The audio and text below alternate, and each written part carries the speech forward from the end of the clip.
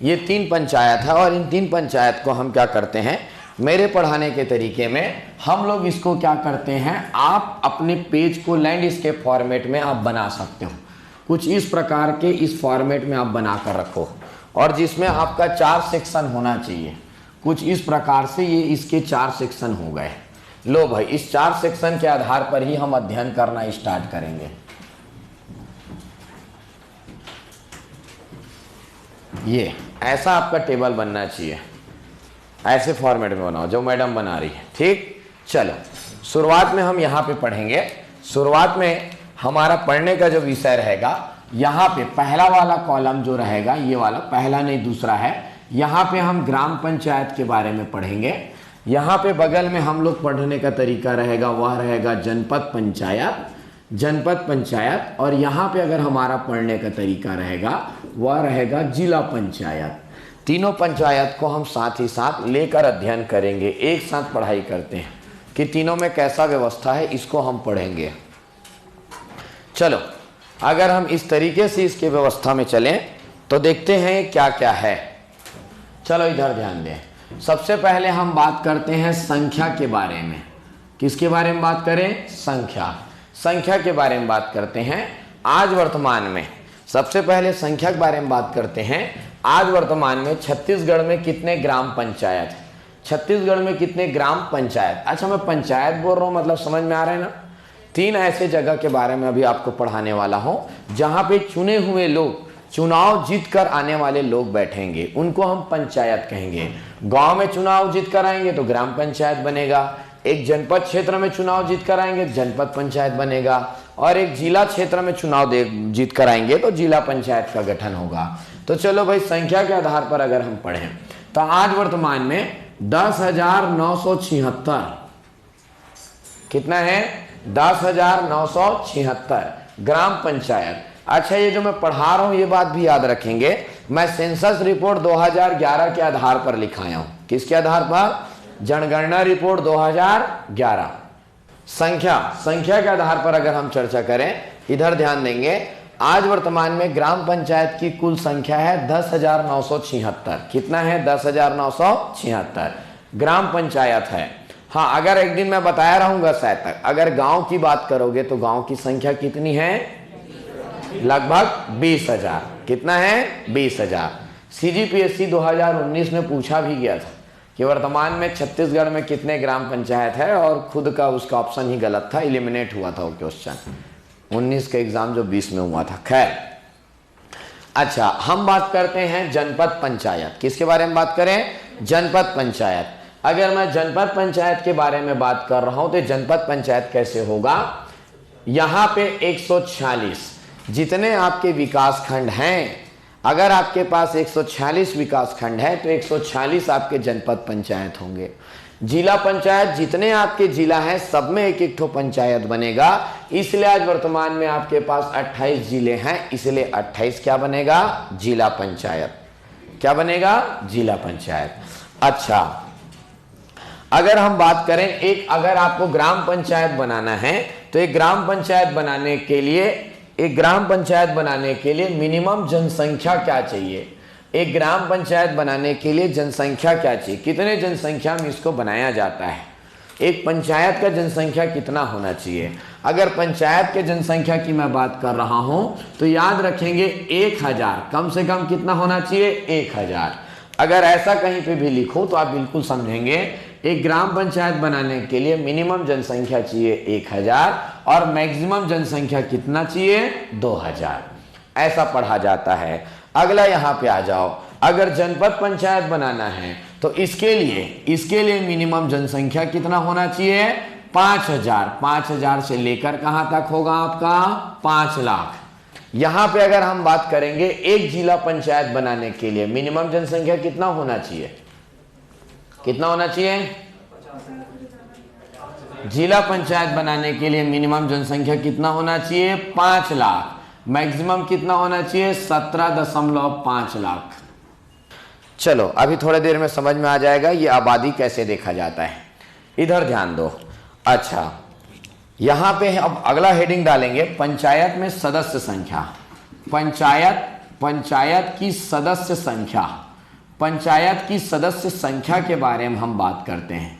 पंचायत की सदस्य संख्या, इधर ध्यान दो, पंचायत की सदस्य संख्या, एक पंचायत में कम से कम 10 मेंबर, ग्राम पंचायत में मिनिमम कितने मेंबर?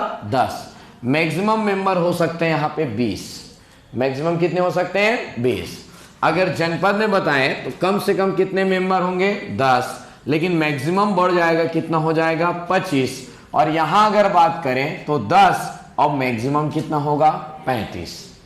कम से कम 10 होंगे, जिला पंचायत में कम से कम 10 मेंबर होंगे और मैक्सिमम कितने मेंबर होंगे आपके? 35 मेंबर। 35 से 36 हो ही नहीं सकते और 10 से 9 हो ही नहीं सकते, उसके बगैर जिला पंचायत का गठन नहीं होगा। जो मैं बोल रहा हूं ना, अब आपको एक डायग्राम बताता हूं, उस डायग्राम से आप समझेंगे। ये देखो मैंने बनाया, ये एक गांव है, मैंने बनाया ये एक गांव है, इस गांव में आबादी है। इसको एक ग्राम पंचायत कब कहेंगे? जब यहां का जनसंख्या 1000 से ज्यादा हो और 2000 से कम, तब क्या बनाएंगे इसको? एक ग्राम पंचायत। अच्छा, मैं बार बार पंचायत बोल रहा हूं, इसका मतलब क्या है? इसका पंचायत बोलने का मतलब है एक पंचायत बनेगा जहां पे इस गांव से चुने हुए लोग आकर बैठेंगे। जो चुनाव जीतेंगे वो चुनाव जीतकर आने वाले लोग इस जगह पर बैठेंगे, चुनाव जीतकर आने वाले लोग यहाँ पे बैठेंगे। बहुत अच्छी बात। अगर चुनाव जीतकर आने वाले लोग यहाँ पे बैठेंगे तो कैसे आएंगे? अगर मान लो जाए मैं बोला यहाँ 15 लोगों को चुनाव जीतना है, तो गांव में कैसे होगा 15 लोग? तो क्या किया जाता है, गांव को अलग अलग ऐसे वार्ड में बांट दिया जाता है। गांव को ये अलग अलग ऐसे वार्ड में बांट दिया गया। ये लो भाई, ये अलग वार्ड, ये अलग वार्ड, ऐसे इस गांव को अलग अलग वार्ड में बांट दिया गया। यहाँ पे होंगे कुछ जनसंख्या, यहाँ पे लोग होंगे कि नहीं होंगे? यहाँ पे एक वार्ड में लगभग 100 लोग डिसाइड किए जाते हैं। एक वार्ड में कितने लोग? 100। ये 100 लोग अपने में से एक व्यक्ति को जिताकर इस पंचायत में भेजेंगे, जो कहलाएगा पंच। क्या कहलाएगा? अपने में से एक को भेजेंगे, यहां वाले अपने में से एक को भेजेंगे, यहां वाले अपने में से एक को भेजेंगे, ऐसे वार्ड में बटे रहेंगे। यही मैं बोला, ये जो वार्ड अलग अलग वार्ड में बटा है, ये कितने होने चाहिए? कम से कम एक गांव में 10, और ऐसे वार्ड एक गांव में कितने हो सकते हैं? 20। 21 वार्ड नहीं होगा, 20 ही होगा। और ये बात भी ध्यान रखना है, सभी वार्ड में जनसंख्या लगभग बराबर हो, जनसंख्या लगभग बराबर। ऐसा ना हो यहां 200 है और ये वाले में 100 है, नहीं, परिसीमन करो, जनसंख्या बराबर करो और सब यहां आकर बैठेंगे। ये चुनाव में जीते हुए लोग हैं, ये चुनाव में जीते हुए लोग हैं, इसी को कहेंगे पदाधिकारी। क्या कहेंगे? और याद रखेंगे दोस्त, अब आते हैं पदाधिकारी का नंबर। बीच में बड़ा जगह बनाना ना, तब लिखेंगे आप यहाँ पे, अभी मत लिखना, इधर ध्यान दो। अब आते हैं पदाधिकारी की बात। पदाधिकारी, इधर ध्यान देंगे, पदाधिकारी कौन होते हैं? सबसे पहला यहाँ पे कौन हो गए? आपके पंचगण। कौन हो गए आपके? पंच। ये सब पंच है, यहां से जो जीतेगा एक पंच, यहां से एक पंच, यहां से पंच, यहां से पंच, यहां से पंच, यहां से पंच, यहां से, ये ग्राम पंचायत पंच। कौन हो गए? पंच, नंबर 1। नंबर 2, यहां पे और क्या होगा? सरपंच। पूरे गांव में इस पंचायत के मुखिया के रूप में एक व्यक्ति का चुनाव करना है। पूरे गांव में इस पंचायत के मुखिया के रूप में एक व्यक्ति का चुनाव करना है। ये लो भाई, इसका चुनाव करना है अपने को। तो वैसा चुनाव क्या होगा? पूरे गांव के लोग उसके लिए वोट डालेंगे, पूरे के गांव के लोग उसके लिए वोट डालेंगे। समझ में आ रहा है? मतलब इस वार्ड में का एक व्यक्ति, इस वार्ड का ए नामक व्यक्ति कितना वोट डालने वाला है? एक अपने वार्ड के पंच के लिए और एक पूरे गांव के। ये बात समझ में आया कि नहीं आया? अच्छा, ये बात भी समझ में आया होगा, ये पंच डायरेक्ट इलेक्टेड होगा। क्या होगा? डायरेक्ट, जनता के द्वारा जीता जाएगा।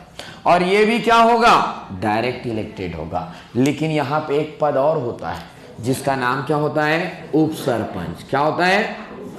उप सरपंच का कोई चुनाव नहीं होगा। ये देखो, आपको एक सरपंच मिल गया ना, बाकी पंच लोग मिल गए। मान लो जाए कितने पंच मिल गए हमने को? 20। बड़ा गांव है, मान लो जाए कितना पंच है? 20। तो ये 20 पंच अपने में से किसी एक को बहुमत के आधार पर उप सरपंच क्या बना लेगा? उप सरपंच का चुनाव जनता ने किया क्या? किसने किया? पंचों ने। किसने किया? इसका मतलब ये क्या होगा? इनडायरेक्ट, अप्रत्यक्ष। उप सरपंच क्या बनता है? उप सरपंच। मान लो जाए, एक उदाहरण बताता हूं, सुनिएगा, अब ध्यान से सुनिएगा। एक ग्राम पंचायत है, क्या है? जिसमें कितने वार्ड हैं? 20। कितने वार्ड हैं? सुन लिए? अब ये बताओ, उस ग्राम पंचायत में कुल कितने सदस्य होंगे?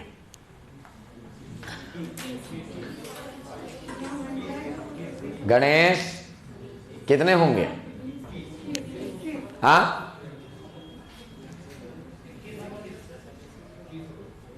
क्यों भाई? 22 कैसे नहीं हुआ? हाँ, बात समझ में आया? एक तो 20 लोग इन लोग हो गए, एक सरपंच 21 हो गया, और उप सरपंच कौन है? वो भी एक ठो पंच ही है, वो पंचों का प्रमुख है, लेकिन वो एक पंच ही है, उन्हीं में से एक आदमी। तो टोटल कितने लोग बैठे यहाँ पे? 21। अगर वार्डों की संख्या कितनी है? 20। याद रखेंगे, अगर किसी ग्राम पंचायत में वार्डों की संख्या 20 है तो उस पंचायत में पदाधिकारी गण कितने होंगे? 21। कुछ समझ में आया? ये पदाधिकारी गण है, ये चुनाव में जीते लोग हैं। एक बार चुनाव जीत गए, सामान्यतः कार्यकाल 5 साल। 5 साल के आप पदाधिकारी बने रहोगे, अच्छा काम करोगे, अगले साल फिर मैं भी बन जाओ। बात समझ में आया? इधर चुनाव, इधर इधर इधर इधर, सब जगह चुनाव होगा। ये क्या बन गया? ये क्या बन गया? एक ग्राम पंचायत। समझ में आया कि नहीं आया? अब मैं कहने का मतलब यही था, ये दोनों लाइन समझ में आया? ऐसे ऐसे पूरे छत्तीसगढ़ में कितने ग्राम पंचायत है? 10,976। एक ग्राम पंचायत बनाने के लिए आबादी कम से कम कितना चाहिए? 1000। अधिकतम कितना चाहिए? यहाँ पे जब एक पंचायत, इसको कहा जाता है पंचायत, जब ये पंचायत बनाया जाएगा तो इस पंचायत में कितने सदस्य कम से कम होने चाहिए? 10। मैक्सिमम कितने होने चाहिए? 20। बात समझ में आया कि नहीं आया? आगे आ जाएं। अब आता है जनपद। क्या आ जाते हैं हम लोग? जनपद। जनपद, जनपद क्षेत्र बड़ा हो गया। ये लो भाई, ये मैं बना दिया एक जनपद, ये मैं बना दिया एक जनपद। एक और बहुत बड़ा है, थोड़ा इमेजिन करने की कोशिश करेंगे। ये एक और बहुत बड़ा, ये पूरे का पूरा जनपद है। एक जनपद के अंतर्गत आप ऐसा इमेजिन कर लो, लगभग इसके अंतर्गत अगर मैं सही मायने में बोलूं तो 100 ठो गाँव आ गए।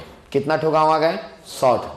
50 ठो गाँव आ गए। कितना ठो गाँव है इसके अंतर्गत? 50 ठो। ये जनपद है, और इस जनपद में जितना भी आबादी है, जितना भी गांव इसके अंतर्गत आते हैं, उन सब से मिलकर एक जनपद पंचायत बनेगा। क्या बनेगा? एक जनपद पंचायत। यहां पे भी कम से कम कितने लोग होना चाहिए? 10। अधिकतम कितने लोग होने चाहिए? 25। इस पूरे का पूरा आबादी कितना हो सकता होना चाहिए? कम से कम, लेकिन इसका आबादी किससे ज्यादा नहीं होना चाहिए? 50। अब यहाँ 25 लोगों को लाकर बैठाना है, तो कैसे लाओगे? कैसे लाओगे? आप इसको अलग अलग जनपद क्षेत्र में बांट दो। वैसे ही सेम बांटे, ये एक जनपद क्षेत्र, ये एक जनपद क्षेत्र, ये अलग अलग, ऐसे इसको जनपद क्षेत्र में आप बांट दो। लो भाई, जनपद क्षेत्र में बांट दिए। बांट दिए क्या? ये जो आप गांव बनाए थे ना, ये गांव बनाए थे, इमेजिन कर लो, ये गांव यहाँ पे एक ठो गांव है, यहाँ पे ऐसा गांव है, ये एक ठो ऐसे गांव है। ऐसे सोच लो कितने गांव आ रहे हैं इस जनपद में। यहां से एक आदमी जनपद, यहां से जो जीतेगा, चुनाव जीतेगा, वो क्या कहलाएगा? जन। ये सबसे एक एक जन आदमी आ रहे हैं। लो भाई, सबसे एक एक जन आ रहा है, आ रहा है। यहां पे और ऐसे बहुत सारे गांव। यहां से इस क्षेत्र में एक जनपद सदस्य का चुनाव होगा। यहां से जो जीतेगा वो क्या कहलाएगा? एक सदस्य। यहां से जनपद सदस्य, जनपद सदस्य, ऐसे सब जगह से जनपद सदस्य कहलाएगा, और सब यहां आकर बैठेंगे। ये लोग जनपद के पदाधिकारी कहलाएंगे। क्या कहलाएंगे? जनपद के पदाधिकारी। मतलब ये जनपद है और उसके अंदर यहां पे एक ग्राम पंचायत, यहां पे 6 पंचायत उसके अधीन आ गया हूं। अब बताओ, यहां पे अगर पदाधिकारी की बात करूं ना, तो देखते हैं पदाधिकारी कौन कौन होते हैं। आप सभी जनता लोग मिलकर, यहां पे रहने वाले लोग मिलकर अपना अपना जनपद सदस्य बनाएंगे। क्या बनाएंगे? अपना अपना जनपद सदस्य।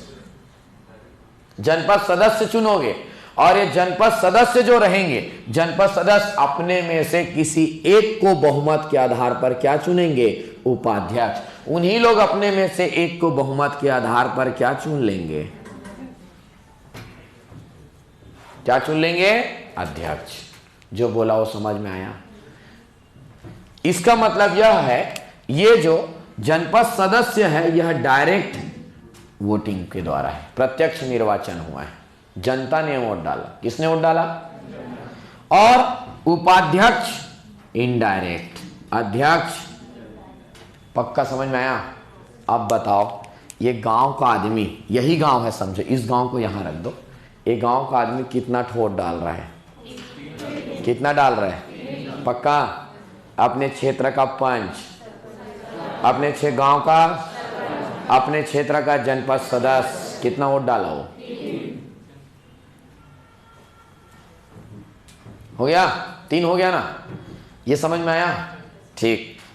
और इन लोग एक दिन बैठते हैं, बढ़िया, ये जनपद पहले इसका चुनाव होता है, जीत के आते हैं, इन लोग बैठते हैं, अपने में से एक को उपाध्यक्ष, अपने में से एक को क्या चुन लेंगे, अध्यक्ष। और ये पूरा जनपद पंचायत का क्षेत्र है, ये एक जनपद सदस्य का क्षेत्र है, सिर्फ एक आदमी का क्षेत्र है, लेकिन इस पंचायत का क्षेत्र ये है, ये पंचायत का क्षेत्र है, पूरे का पूरा ब्लॉक का क्षेत्र है।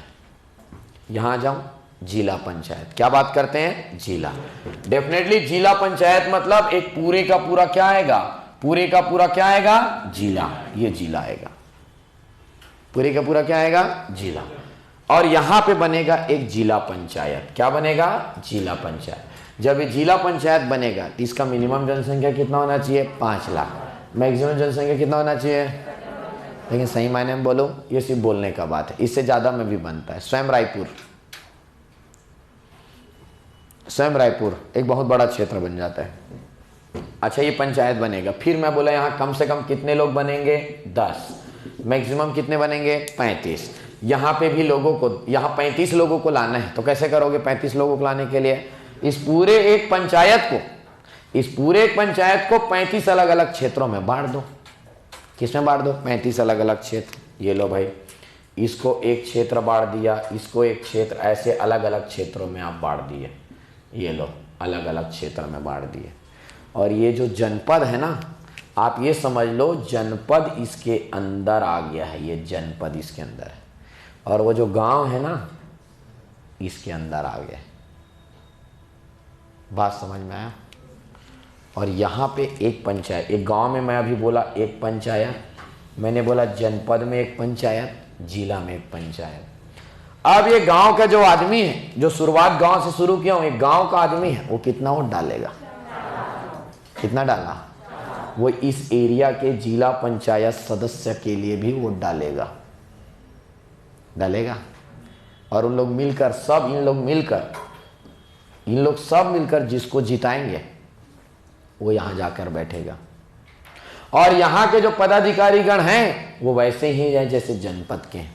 यहाँ पे क्या होंगे, जिला पंचायत सदस्य। वो जिला पंचायत सदस्य डायरेक्ट वोटेड है, जनता के द्वारा है। वो सदस्य लोग मिलकर क्या चुन लेंगे अपना, उन लोग मिलकर अपना क्या चुन लेंगे। बात समझ में आया? ये यहाँ के पदाधिकारी गण हैं। कौन कौन हो गए आपके, क्या हो गए, जिला पंचायत सदस्य, जिला पंचायत सदस्य। दूसरा क्या हो गया यहाँ का, उपाध्यक्ष। तीसरा क्या हो गया यहाँ का, अध्यक्ष। ये पहला, दूसरा, तीसरा। समझ में आया जी? ये पदाधिकारी है, इसको संरचना कहा जाता है। अच्छा, अध्यक्ष आप याद रखेंगे इनडायरेक्ट है, उपाध्यक्ष इनडायरेक्ट है, सदस्य आपका क्या है, डायरेक्ट। डायरेक्ट में कितने लोग हो गए, यहाँ एक, यहाँ एक, यहाँ कितने हो गए, 2। टोटल कितने लोग को चुनना है, 4। एक गांव का जो आदमी होता है ना, जब पंचायत का चुनाव होता है 4 वोट डालता है, एक बार में डालता है। एक बार जब वो अंदर जाता है तो 4 ठो लिफाफा खोलता है, जिसको जिसको मन है उसमें सील मारो, ये चाहिए, ये चाहिए, ये चाहिए, ये चाहिए, बस एक साथ 4, पंच, सरपंच, जिला पंचायत सदस्य, जनपद पंचायत सदस्य। बात समझ में आया कि नहीं आया? ऐसा बनेगा, ये ऐसा संरचना है। इसी को बोला जाता है त्रिस्तरीय पंचायती राज संरचना। क्लियर है? सरकार जब फंड भेजेगा तो इस पंचायत को भेजेगा, ये पंचायत अपने अलग अलग जनपद को फंड को बांट देता है। तो यहाँ पे वो फंड फिर एक किसको आ जाएगा? आपका जनपद पंचायत। किसको आ जाएगा? जनपद पंचायत अपने अंदर आने वाले ग्राम पंचायतों को फंड भेजता है। यहाँ का एक प्रशासनिक अधिकारी रहेगा ग्राम पंचायत का, जिसको अभी हम लोग कहेंगे ग्राम सचिव। क्या कहेंगे? जनपद पंचायत का अपना एक, देखो यहाँ पे तो इन लोग बैठ गए, जनपद पंचायत में पूरे पदाधिकारी बैठ गए, वो लोग हैं जो 5 साल बाद रहेंगे नहीं रहेंगे पता नहीं। तो वहाँ पे एक प्रशासनिक अधिकारी बढ़ते हैं जिसको कहते हो जनपद panchayat CEO, chief executive officer. बात समझ में आया? पक्का समझ में आया? यहाँ पे जो बैठेगा उसको क्या बोला जाएगा? जिला पंचायत CEO। क्या कहा जाएगा? जिला पंचायत CEO। इतना मुद्दा समझ में आ गया? पक्का? आगे बढ़े हम लोग। ठीक, ये है पूरे का पूरा चुनाव का तरीका। क्लियर है? अब प्रश्न बनता है, इधर ध्यान दोगे। मैं अब आपको दूसरा चीज बताता हूं, उसको आप ध्यान देते चलेंगे। यहां पे मैंने बोला 1000 में पूरे का पूरा गांव बन गया। कितने में गांव बन गया? 1000। अब प्रश्न बनता है, यदि 1000 में पूरे का पूरा गांव बन गया, 1000 में पूरे का पूरा गांव बन गया, तो प्रश्न बनता है ये एक पंच के पीछे कितने प्रतिनिधि, कितने सदस्य हैं, कितने जनता कितनी है? 100। कितने हैं? 100। कम से कम कितने होते हैं? 100। यहां पे 100 है जनसंख्या। एक पंच के पीछे कितनी जनसंख्या है? 100।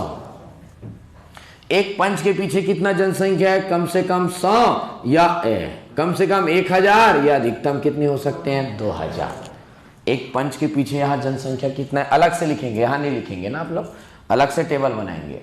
एक पंच के पीछे 100 लोग होते हैं। एक सरपंच के पीछे कम से कम 1000 और अधिकतम कितने होते हैं? 2000। अधिकतम कितने होते हैं? 2000। यहाँ आ जाए, हम कहाँ पे आ जाएं? यहाँ पे आ जाए, यहाँ पे पढ़ना शुरू करें। मैंने बोला इस पूरे पंचायत का जनसंख्या कितना है? 50,000। कितना है? और मैं बोला कम से कम कितने मेंबर होने चाहिए? 10। इसका मतलब यहां पे कितना जनसंख्या? 5000। कितने होंगे? मतलब यहां से अगर कोई एक प्रतिनिधि जीत कर आया तो कितने लोगों ने वोट डाला जिसके कारण वो जीता?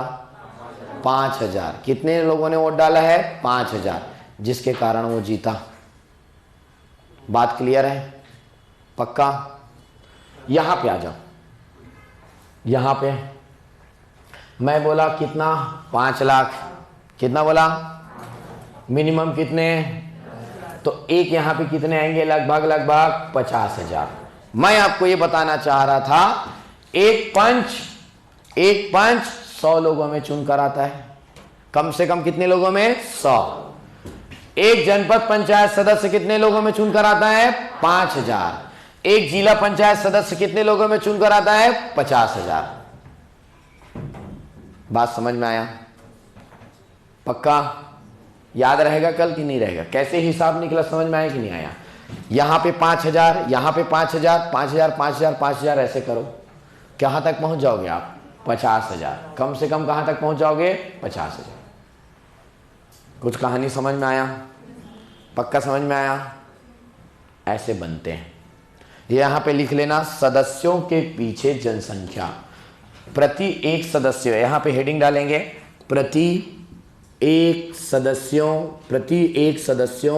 के पीछे जनसंख्या। पीछे जनसंख्या। तो यहां पे 2 लोगों का चुनाव होगा, पंच और सरपंच। तो पंच के पीछे जनसंख्या कितना लिखोगे? 100। सरपंच के पीछे कम से कम 1000 या 2000। गांव जितना बड़ा है उतना। गांव में 1000 लोग हैं 1000, गांव में 2000 लोग हैं 2000। यहां पे लिखेंगे जनपद सदस्य। एक ही जन का चुनाव होता है ना?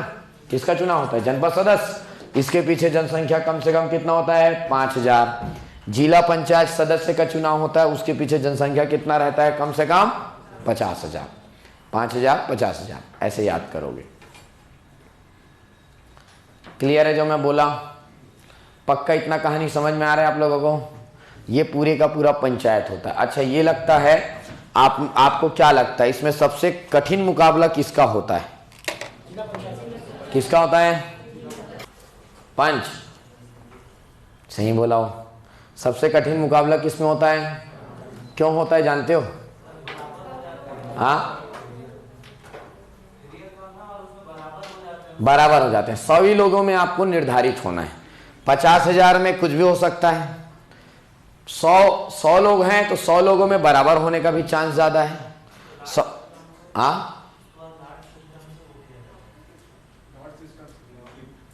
क्या बोलते हैं? अच्छा, लॉट सिस्टम से किया जाता है। हाँ, वो पढ़ेंगे बाद में। अभी बराबर होने का चांस होता है। दूसरा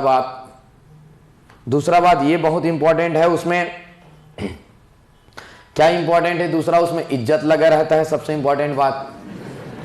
अच्छा, वो इज्जत कहां पे लगा हुआ है? अपने मोहल्ले में, गांव में भी नहीं। कहां पे लगा हुआ है? हार गए, सुबह उठोगे पूरा का पूरा एरिया देख डालेगा यही हारा है। इसमें हार जाओ कि इसमें से कई 100 तो गांव है। किस गांव से होना, किस गांव से, कोई बेइज्जती नहीं। यहां बहुत बेइज्जती है। रोज उन्हीं लोग देखेंगे जो आपको वोट डाले हैं। यहां पे वोट डालने वाला व्यक्ति और उम्मीदवार का कोई रिश्ता नहीं होता है, बेइज्जती कम होता है। यहां पे बहुत बड़ा दाव लगे रहता है। Very very important. बात समझ में आया? अब जो मैं बोल रहा हूं वो समझ में आना।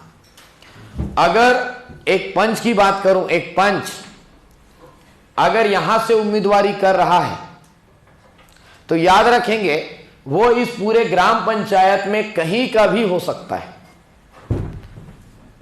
फॉर एग्जाम्पल ऐसा यहां का हो सकता है। कहां का हो सकता है? यहां का। इस वार्ड का रहने वाला है, वार्ड नंबर 10, ये वार्ड नंबर 2। वो व्यक्ति रहने वाला है वार्ड नंबर 10 का, वो वार्ड नंबर 2 से उम्मीदवारी कर सकता है। कोई जरूरी नहीं है कि जो पंच जिस क्षेत्र से उम्मीदवारी कर रहा है वह उसी क्षेत्र का हो। क्यों ऐसा जानते हो? हाँ, वेरी गुड। कभी बताया रहूंगा मैं। क्योंकि आप यहां से जीतो, यहां से जीतो, आओगे तो यही ना, इसी डब्बे में तो आओगे। कहां जाओगे? बात समझ में आया कि नहीं आया? नहीं आया क्या? कहीं से भी लड़ो तो याद रखना कोई जरूरी नहीं है जो पंच के लिए उम्मीदवारी कर रहा है वो उसी वार्ड से हो जहां से उम्मीदवारी कर रहा है। हाँ, यहां से वो कहीं से भी हो सकता है। हाँ, इधर से नहीं होना है। उसका मतदाता सूची में नाम इसमें होना चाहिए, किसी भी कोंटे से हो। बात समझ में आया कि नहीं आया? सेम कोई जनपद पंचायत का सदस्य यहां से चुनाव लड़ रहा है, यहां से लड़ रहा है, कोई जरूरी नहीं है इसी में से किसी एक गांव में उसका मतदाता सूची में नाम दर्ज हो, यहां से भी हो सकता है। हाँ, लेकिन इसमें होना जरूरी है, इसके बाहर नहीं। आप लोग किसी गांव में जाकर चुनाव नहीं लड़ सकते। आज मन कर रहे गांव में लड़ने, पंच का चुनाव बेइज्जती करवाने का, ऐसा टाइप आदत तो है ही बेइज्जती करवाने का। बात समझ में आया ना? सेम ये लाइन कॉन्सेप्ट समझ में आया ना भाई? पक्का है, समझ में आया? ये है वेरी वेरी इंपॉर्टेंट। ठीक है भाई? हाँ, लेकिन वो उम्मीदवार जिधर से चुनाव लड़ेगा उस वार्ड में आने वाले समस्त मतदाता गण उसका निर्वाचक मंडल होगा। यहां से अगर कोई उम्मीदवारी कर रहा है, नामांकन दाखिल किया है, चुनाव लड़ रहा है, तो इसका निर्वाचक मंडल कौन है? उस वार्ड में आने वाले समस्त हर वो व्यक्ति जिनका मतदाता सूची में नाम है, जिनका मतदाता सूची में नाम है। बात समझ में आया कि नहीं आया? पक्का? ये बार बार आपसे पूछा जाता है और बच्चे इसमें कंफ्यूज होते हैं। बच्चे को लगता है कि वो उसी पारे मोहल्ले से होगा जिस वार्ड से वो चुनाव लड़ रहा है। हाँ, ये पता समझ में आ गया? चलो जल्दी से कॉन्सेप्ट और खत्म कर देता हूं। बनाओगे नहीं आप लोग, एक साथ बनाओगे, और जो भी लाइन लिखा हूं लिखवाया हूं नहीं, लिख के ला देना आप लोग। ठीक? चलो एक बात, एक छोटा सा मैं कॉन्सेप्ट यहां पे बता देता हूं, छोटा सा कॉन्सेप्ट एकदम शॉर्टकट में। इधर ध्यान देंगे। ये है पंच, ये है सरपंच, यहां है जनपद सदस्य और यहां है जिला पंचायत सदस्य। इधर भी लिख दिया पंच, इधर भी लिख दिया मैं सरपंच, इधर है आपका जनपद सदस्य, इधर है आपका जिला पंचायत सदस्य।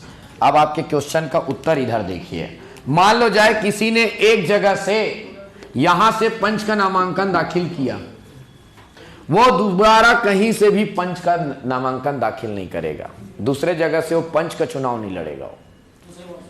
हाँ, दूसरे वार्ड से, किसी भी वार्ड से नहीं लड़ेगा। हाँ, लेकिन वो सरपंच का लड़ सकता है। पंच का नामांकन भर दिया ना, चलो अब सरपंच का भी भर दो। अच्छा चलो जनपद का भी भर दो, जिला पंचायत सदस्य का भी भर दो, सबका भर दो एक साथ। एक आदमी चारों चुनाव लड़ लो आप, चारों चुनाव, पंच सरपंच जिला, जो बोले सो निहाल, एक 8 तो मिलेगा। ऐसा भी होता है, कई लोग ऐसे भी लड़ते हैं मजा लेने के लिए। कई लोग तो सिर्फ इसीलिए चुनाव में लड़ते हैं कि जब कोई बटन दबाने जाएगा तो वहां मेरा फोटो लगे रहेगा, देखेगा तो भले प्रतिनिधि हो या ना हो। वैसी सरपंच दूसरे गांव से सरपंच का लड़ नहीं सकता। वैसे दूसरे गांव तो बेचारा लड़ ही नहीं सकता, क्योंकि दूसरे गांव में मतदाता सूची में उसका नाम ही नहीं है। लेकिन एक सरपंच का जो नामांकन दाखिल किया वो पंच के लिए भी, जनपद के लिए भी, जिला के लिए। वैसी एक जनपद के लिए अगर कोई नामांकन दाखिल किया है तो दूसरे जनपद से वो नामांकन दाखिल नहीं करेगा। जैसे यहां से अगर वो नामांकन दाखिल किया है ये वाले एरिया से, यहां से नहीं कर सकता, नहीं यहां से कहीं से नहीं करेगा, एक जगह से होगा, एक जगह से होगा। वैसे जिला वाला दूसरे जिले पंचायत क्षेत्र से नहीं करेगा। बाकी सब कर लो। समझ में आया? पक्का याद रहेगा?